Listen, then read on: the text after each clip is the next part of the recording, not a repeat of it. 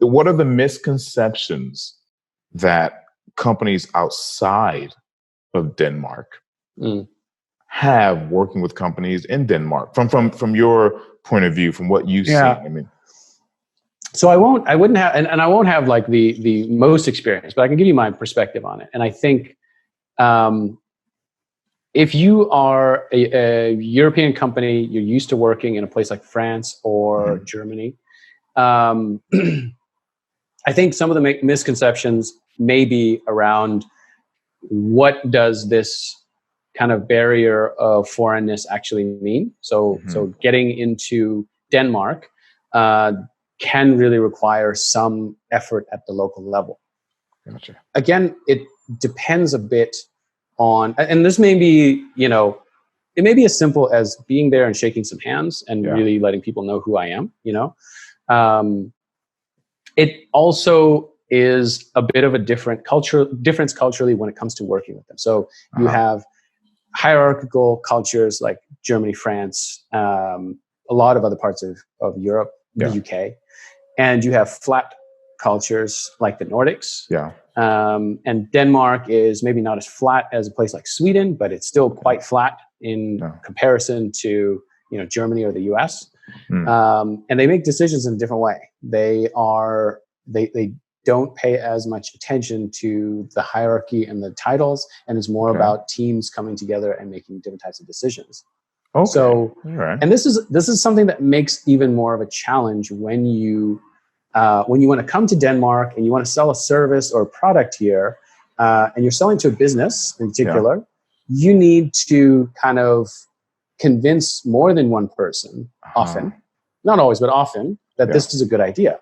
So in if I was to go to a French company, I probably would be looking for who is the person who's responsible for making this purchase. I need to get a meeting. Exactly. I got to get a meeting with them. I got to pitch it. I got to be really solid on this pitch. And I got to give them a lot of reasons why they should go with me rather than my competitor. I'm not just cheaper. I'm also better. I'm all these things, right?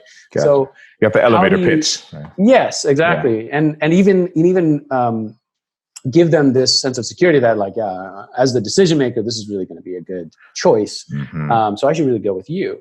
And that can be a little bit different because you can walk out of a meeting in the Nordics feeling like, I think this is really going well. And then that can not be the case. And it may be that the decision maker, while they technically are the decision maker, actually leans much more on that team than you're used to. So that's much more of a communal way of doing things. So democracy, right? Much more. Yeah, that's which can strange. slow things down. That can slow things down a bit. Like I said, Denmark's not as bad as Sweden. Sweden is really known for this meeting-driven kind of culture. Which is why and that's the thing when you mention that. So maybe it is, like you said, just a timing thing. Like Sweden started earlier, they have more experience.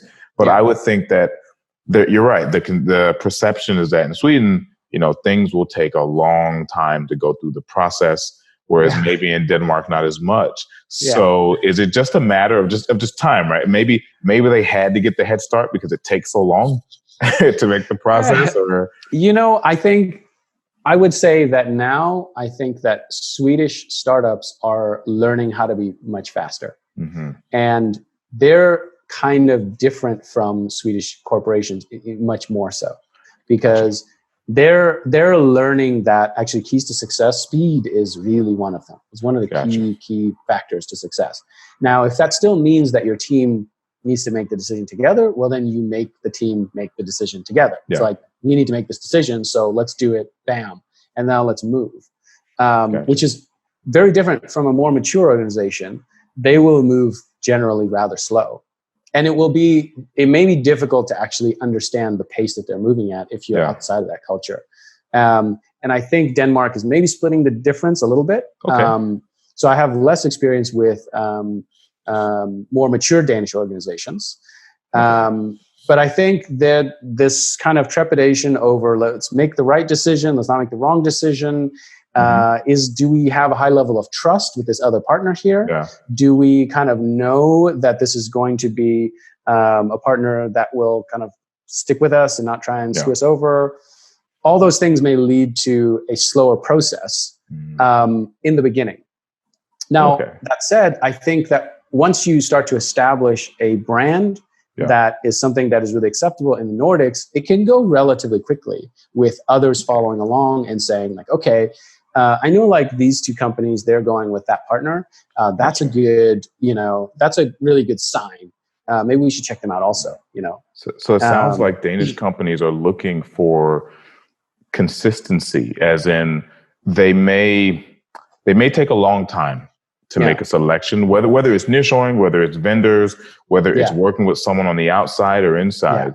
But once they make that decision, then I suppose it's like, okay, now it's like we just put a ring on the finger, and it's time to. I think things can start to move at that point, and you get much more fluidity, because it's sort of like you're now kind of, you've entered that trust network, and you've shown yourself, you've proven yourself, right? We know that somebody has actually looked at your organization, they've worked with you, they've seen how you deliver, for example, and that's sort of vetting you in a sense. Gotcha.